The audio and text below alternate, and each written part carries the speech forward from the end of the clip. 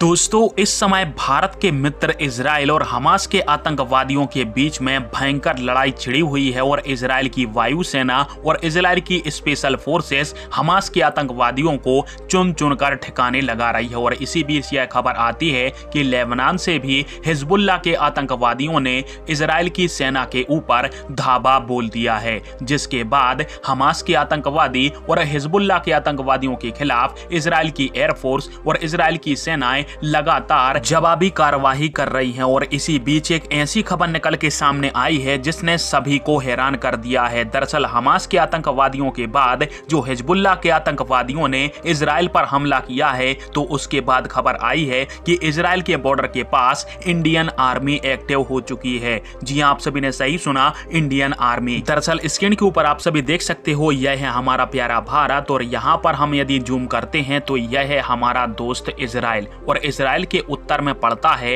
Lebanon. और Lebanon के यदि बॉर्डर वाले एरिया में जो इजराइल के साथ लगता है, वहां पर हम जूम करते हैं तो एक इलाका है जिसका नाम है नकोरा। और नकोरा में यूनिफिल का हेडक्वार्टर है। अब ये यूनिफिल क्या है? यूनिफिल यूनाइटेड नेशन की पीस कीपिंग फोर्स का हेडक्वार्टर है जो कि लेबनान के नकोरा इलाके में है। और इस हेडक्वार्टर के अंदर दुनिया भर के सैनिकों के साथ भारतीय सैनिक भी तैनात हैं, जो कि लेबनान के अंदर शांति और सुरक्षा में योगदान देने के लिए तैनात किए गए थे। और अब जब लेबनान और इजराइल के बीच में लड़ाई शुरू हो चुकी है, तो स्क्रीन के ऊपर आप सभी आर्टिकल देख सकते हो कि लेबनान के अंदर यूएन पीस कीपिंग फोर्स ने काउंटर रॉकेट सिस्टम की तैनातगी ज्यादा बढ़ा दी है, क्योंकि इस क्षेत्र में अब युद्ध छिड़ने की आशंका दिख रही है। और ऐसे में इंडियन आर्मी समेत दुनिया भर की सेनाओं के जो जवान हैं, वो इस लड़ाई को रोकने में इजराइल और लेबनान दोनों की ही मदद करेंगे। वैसे भारतीय सेना की बात करें तो United nation peace keeping force के अंदर अब तक भारत ने अपने 2,75,000 सैनिकों के माध्यम से योगदान कराया है, जो कि कुल सैनिकों का